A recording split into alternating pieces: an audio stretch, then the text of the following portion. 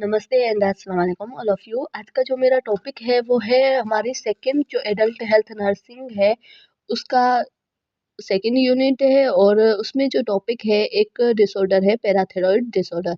तो आज हम उसको डिस्कस करेंगे डिटेल में कि पैराथायरॉयड क्या है और वो कैसे इफेक्ट करता है, ये सब। इंट्रोडक्शन ऑफ पैराथायरॉयड, अब पढ़ते हैं इसका इंट्रोडक्शन में हम देखते हैं एनाटॉमी क्या है पैराथायरॉयड ग्लैंड की। तो दो पेयर में एक स्मॉल ग्लैंड होता है, ठीक है। और वो क्या कहाँ पे होता है कि वो पोस्टीरियर जो हमारे सरफेस है वहाँ पे ये parathyroid gland thyroid gland present होता है, ठीक है। थायरॉयड ग्लैंड वहाँ प्रेजेंट होता है। उसके अलावा क्या है कि ये सबसे पहले जो इसका काम आता है, मतलब कि थायरॉयड ग्लैंड है उसके अंदर जो होल्स बने हुए होते हैं पोस्टीरियर साइड, उसको हम बोलते हैं पैराथायरॉयड ग्लैंड। और उसकी साइज कितनी होती है कि उसका वेट 30 मिलीग्राम होता है, और 3-4 मिलीमीटर जो उसकी ये डायमीटर्स होती है। उसके अलावा पैराथायरॉयड का काम क्या होता है, प्रोडक्शन ऑफ पैराथायरॉयड हार्मोन को वो प्रोडक्ट करता है और रेगुलेट करता है हमारी जो कैल्शियम और फास्फेट लेवल है उसको, ठीक है। इन्वर्स है ये रिएक्शन, बिल्कुल एक दूसरे से एक रिलेशन करता है। जैसे कि पैराथायरॉयड हार्मोन अगर बढ़े प्रोडक्शन होगी तो हमारा कैल्शियम और फास्फेट भी इंक्रीज होगा, और मेजरली ये कंट्रोल करता है पैराथायरॉयड हार्मोन, वो कैल्शियम को कंट्रोल करता है। उसके अलावा ये क्या करता है, increase secretion of parathyroid hormone resulting increase calcium absorption. क्या होगी कि अगर पैराथायरॉयड की इंक्रीज उसका सिक्रेशन हुई तो एब्जॉर्प्शन भी ज़्यादा होगी हमारे जो कैल्शियम है उसकी, और किडनी में, इंटेस्टाइन में और बोन्स में, and they are raising the blood calcium level. और उस हिसाब से क्या हो जाएगा, बढ़ जाएगा हमारा ब्लड कैल्शियम लेवल। और समटाइम्स ये क्या करता है कि they hormone increase presence of vitamin D, मतलब ये अपना एक्शन बढ़ाता है जब विटामिन डी हो। और उसके अलावा पैराथायरॉयड का ओवरऑल काम यही होता है कि वो हमारे कैल्शियम को और फास्फेट को मेंटेन करके रखता है, हमारी बॉडी में जब नीड होती है तब वो प्रोड्यूस करता है। अब पढ़ते हैं पैराथायरॉयड के जो डिसऑर्डर है उनको, ठीक है। सबसे पहले है हाइपोपैराथायरॉयडिज्म्स, और सेकंड है हाइपरपैराथायरॉयडिज्म्स। इनको हम एक एक करके अच्छे से डिस्कस करेंगे, इनके काज देखेंगे, सिम्टम्स और इसकी नर्सिंग मैनेजमेंट भी देखेंगे। उसके बाद देखते हैं हाइपोपैराथायरॉयडिज्म क्या होता है। Hypoparathyroidism is a condition in which they body produce abnormal low level of the parathyroid hormone. क्या करता है कि बॉडी जो हमारी होती है वो एक प्रोडक्शन जो पैराथायरॉयड हार्मोन की है वो कम हो जाती है, लो हो जाती है, तो उस कंडीशन को कहेंगे कि हाइपोपैराथायरॉयडिज्म, क्योंकि उसमें वो हार्मोन सही से मतलब पूरे एक नॉर्मल लेवल वो प्रोड्यूस नहीं कर पाता पैराथायरॉयड हार्मोन्स। तो उसकी वजह से बहुत सारे और भी काज हो सकते हैं, जैसे कि और उसके अलावा बहुत सारी कॉम्प्लिकेशंस भी हो सकती है इस पैराथायरॉयड, क्योंकि आपको और हमें पता है कि पैराथायरॉयड जो हार्मोन्स है वो हमारे कैल्शियम को बैलेंस करता है, हमारे कैल्शियम को बढ़ाता है और फास्फेट को। अगर पैराथायरॉयड हार्मोन खुद अगर वो कम है तो हमें हमारी जो बॉडी को जितनी कैल्शियम की नीड होगी वो पूरी नहीं हो पाएगी। इसके बाद बात करते हैं काज की। तो सबसे पहले इडियोपैथिक है, अननोन काज है। उसके अलावा ऑटो इम्यून डिसऑर्डर या फिर हेरिडिटी जो डिसऑर्डर होते हैं उनकी वजह से भी पैराथायरॉयडिज्म हो सकता है, हाइपोपैराथायरॉयडिज्म से। उसके अलावा लिट्रोजेनिक, लाइक जैसे कि कभी कभी ऐसा होता है कि थायराइड जो ग्लैंड है हमारा, उसके जो भी टिश्यूज है उनको रिमूव किया जाए तो उसकी वजह से भी पैराथायरॉयडिज्म हाइपोपैराथायरॉयडिज्म हो सकता है, मीन्स कम पैराथायरॉयडिज्म की सीक्रेशन। और उसके अलावा जो सर्जिकली अगर रिमूव किया गया है उसकी वजह से हो सकता है इन्फेक्शन ऑफ पैराथायरॉयड ग्लैंड की इन्फेक्शन हो गई है तो भी हो सकता है। तो ये सब इसके, या फिर हम कैंसर का ट्रीटमेंट है ना उसमें क्या करते हैं, पेशेंट को रेडिएशन थेरापी देते हैं। तो अगर वो कोई पेशेंट रेडिएशन थेरापी ले रहा है तो वो भी इफेक्ट करता है हमारे पैराथायरॉयड हार्मोन पे। तो ये सब इसके जो कासेस है वो है। उसके बाद बात करते हैं इसके साइन और सिम्टम्स की। तो सबसे पहले हम देखते हैं कि ड्राई माउथ स्किन होगी, और ब्रिटल जो नेल्स है वो होंगे, और उसके अलावा मतलब एंजाइटी या फिर डिप्रेशन हो सकता है, पेनफुल मेंस्ट्रुएशंस हो सकती है। उसके अलावा जो हेयर है वो लॉस हो सकते हैं। उसके अलावा जो हमारे आर्म्स जैसे कि स्पज़म हो जाए या फिर स्विच हो जाए, हमारे जो आर्म्स या फिर जो मसल्स है वो पर्टिकुलर अराउंड द माउथ और वहाँ के जो मसल्स है बिल्कुल एक सिकुड़ जाए वहाँ के मसल्स, वो भी हो सकता है थायराइड या फिर आर्म्स के।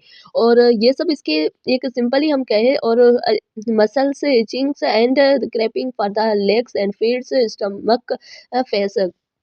तो ये सब इसकी जो मसल्स और क्रैम्प हो जाते हैं और वो वीक हो जाते हैं। तो ये सब इसकी एक नॉर्मली हम कह सकते हैं और आवाज़ भी बहुत ज़्यादा एक अलग हो जाती है। तो ये सब इसके थायरॉइडिज़्म का वही था और ये सब इसके सिम्पटम्स हैं जो किसी भी पेशेंट्स में अगर हाइपोपैराथायरॉइडिज़्म है तो उसमें ये दिखाई देते हैं। उसके बाद बात करते हैं डायग्नोस टेस्ट की। तो सबसे पहले है डिक्रीज सीरम कैल्शियम। जो सीरम कैल्शियम है वो क्या होगा, डिक्रीज होगा, तो वो एक टेस्ट होती है वो कराएंगे। और उसके अलावा हम देखेंगे कि इंक्रीज सीरम फास्फेट, क्योंकि जब भी कैल्शियम मतलब हाइपरथायरॉइडिज्म में क्या होता है कि वो क्या करता है कि जब कैल्शियम कम होगा तो फास्फेट ज़्यादा होगा। अगर फास्फेट कम है, कैल्शियम ज़्यादा है, तो हम उसको कहेंगे हाइपरथायरॉइडिज्म। अगर हाइपोथायरॉइडिज्म है तो इसमें फास्फेट हमेशा इंक्रीज होगा और कैल्शियम हमेशा कम होगा।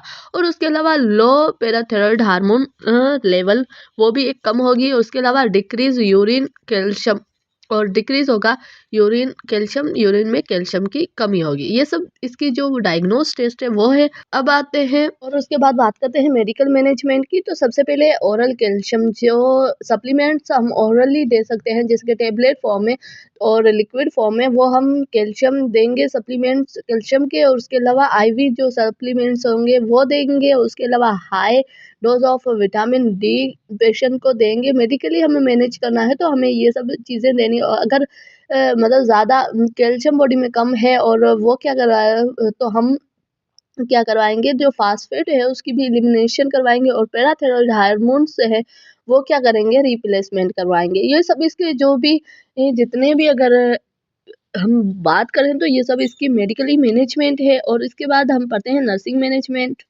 नर्सिंग मैनेजमेंट की बात करें तो आपको भी पता होगा कि कैल्शियम हमारी बॉडी के लिए कितना ही कम बहुत ही ज़्यादा ज़रूरी होता है।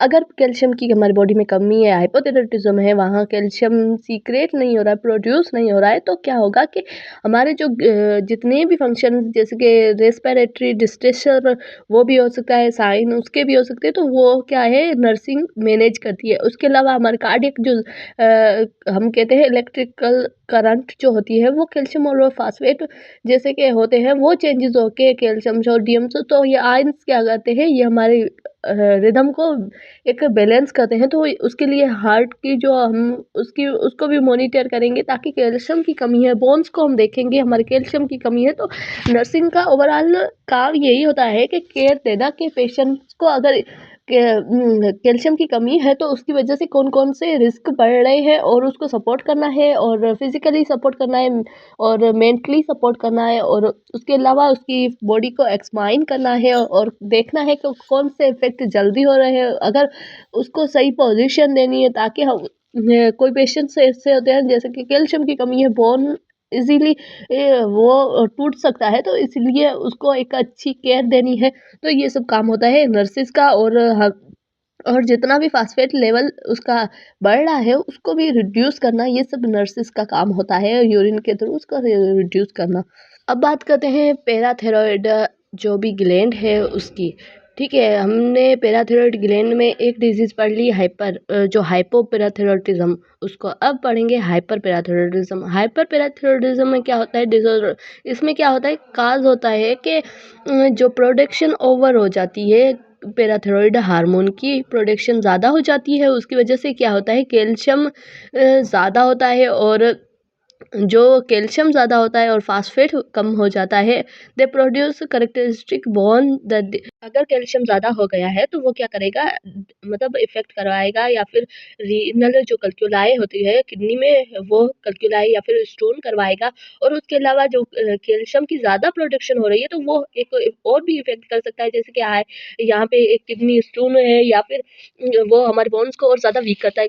कहते हैं ना कुछ भी चीज़ ना ज़्यादा हो ना कम हो, अगर कम हो वो भी इफेक्ट करवाती है, ज़्यादा होती है तो वो भी इफेक्ट करवाती है। इसमें क्या होता है फास्फेट कम हो जाता है और कैल्शियम बहुत ज़्यादा होता है, वो इफेक्ट करता है, किडनी स्टोन काज करवाता है और भी बहुत सारे जैसे कि बोन्स की जो डिजीज़ है वो भी ये काज करवा सकता है। के बाद हम पढ़ते हैं इसके क्लासिफिकेशन या फिर उसके काज। क्लासिफिकेशन के हिसाब से कौन से काज, तो सबसे पहले प्राइमरी हाइपर पैराथायरॉयडिज्म और सेकेंडरी हाइपर पैराथायरॉयडिज्म। प्राइमरी ये क्या होता है कि the problems which in one और more of the parathyroid gland के एक या फिर एक से ज़्यादा पैराथायरॉयड ग्लैंड में या तो ट्यूमर हो जाए या फिर हाइपरप्लेजिया हो जाए।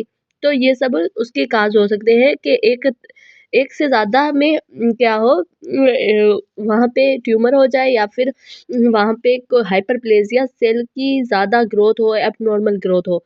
और सेकेंडरी में हम देखते हैं कि they are hyperplastic caused by the malfunctioning of the in other organs and the systems, कि अगर किसी और ऑर्गन या सिस्टम में हाइपरप्लेजिया हो गया है, जैसे कि the gland occurs the hyperplasia because they are malfunction in other organ systems and they usually they cause by the, जैसे कि रीनल में, और उसके अलावा hyper phosphatism and vitamin D deficiency. तो ये सब क्या है, इसके काज हो सकते हैं हाइपरथायरॉयडिज्म के। जो पैराथायरॉयडिज्म है, हाइपर पैराथायरॉयडिज्म, जो जैसे कि हमने पढ़ा कि रीनल, ये सब सेकेंडरी में आते हैं। प्राइमरी में एक खुद थायराइड हार्मोन पे इफेक्ट करे, और सेकेंडरी में देखते हैं कि किडनी में या फिर कहीं और पे कोई एबनॉर्मलिटी है तो वो इफेक्ट करती है हमारे थायराइड। सेकेंडरी मीन्स के थायराइड पैराथायराइड जो ग्लैंड है उसको छोड़ के उसके अलावा कहीं और पे, जैसे कि किडनी फेल करे, क्योंकि कैल्शियम ज़्यादा होगा तो हमारी किडनी में स्टोन हो सकता है, किडनी फेलियर, हाइपर फास्फेटिमिया वो हो जाए, या फिर विटामिन डी की डिफिशियंसी हो जाए और माल अब्सॉर्प्शन हो जाए। ये सब इसके जो काज हो सकते हैं हाइपर पैराथायरॉयडिज्म के। बात करते हैं हाइपर पैराथायरॉयडिज्म जो भी होते हैं उनके साइन और सिम्टम्स कौन से हैं। सबसे पहले स्केलेटन मैन्युफैक्चर्स मीन्स के स्केलेटन जितना भी सिस्टम है, जैसे बोन से हमारे जॉइंट्स है, वहाँ पे क्या होगा, जिसके जॉइंट्स है वो बैक इचिंग होगी, जॉइंट्स में पेन होगा, बोन्स में, और पैथोलॉजिकली फ्रैक्चर भी हो सकता है, स्पाइनल या फिर ribs and other long bone जितनी भी है वहाँ पे क्या होगा, फ्रैक्चर होने के काज हो सकते हैं। तो ये भी एक सिम्टम्स हो सकता है। या फिर रीनल इन्वॉल्वमेंट, अगर रीनल पॉली यूरिया हो रहा है या फिर डिस यूरिया हो रहा है, डिस्पेजिया हो रहा है, पॉली डिस्पेजिया हो रहा है, या फिर जैसे कि स्टोन हो काज हो रहा है, ये सब क्या होते हैं कि ये भी इफेक्ट है कि अगर हमारे बॉडी में कैल्शियम लेवल ज़्यादा है तो ये सिम्टम्स दिखाई देते हैं। और जीआईटी मैन्युफैक्चर हम करें तो नोजिया होगा, और जैसे कि नोरेक्सिया एंड कॉन्स्टिपेशन, एब्डोमेन पेन, ये सब हो सकता है। या फिर एपेटाइट अल्सर एंड जीआई, मतलब कि जीआईटी सिस्टम में वहाँ पे ब्लीडिंग हो सकती है, या फिर पेनक्रियाटाइटिस हो सकता है, पेनक्रियास में इन्फ्लामेशन हो सकती है। तो ये सब एक इसके जब कैल्शियम बढ़ता है तो इतनी सारी सिम्टम्स हमें दिखाई देते हैं, ठीक है। और उसके बाद फर्टिंग हो सकती है, डिप्रेशन हो सकता है, उसके अलावा मेमोरी लॉस हो सकती है, कन्फ्यूजन होता है, क्योंकि ये एक कैल्शियम क्या करता है, सिग्नलिंग का काम करता है, इलेक्ट्रिक काम करता है।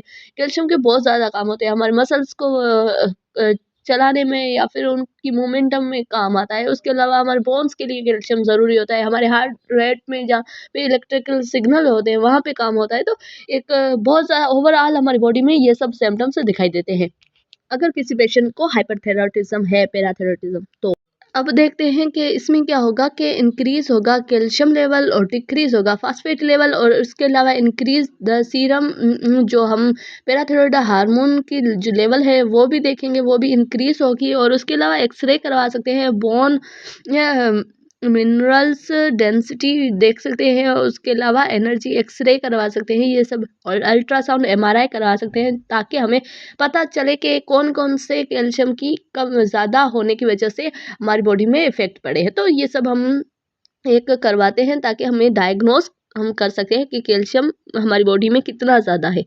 ठीक ठीक है, ये पैराथायरॉयड का हम एक्सरे एमआरआई कराते हैं, उसमें हमें सब पता चल जाता है, उसकी सीक्रेशन का या फिर वो जितना अपना हार्मोन प्रोड्यूस कर रहा है वो सब। और उसके अलावा बात करते हैं मेडिकल मैनेजमेंट की, तो हमारा गोल यही होता है कि सीवियरिटी एलिवेट हम करें कैल्शियम लेवल को। उसके अलावा long term the management of a hypercalcemia, अगर ज़्यादा कैल्शियम या हाइपरक्लेसमिया है तो हम क्या करें, हमारा लॉन्ग टर्म अगर है तो हमारा काम यही होगा उसको मैनेज करना, ताकि वो रीअब्सॉर्ब रीअब्सॉर्ब हो हमारे बोन्स में और कैल्शियम की अमाउंट है वो कम हो जाए, ज़्यादा रीअब्सॉर्ब हो।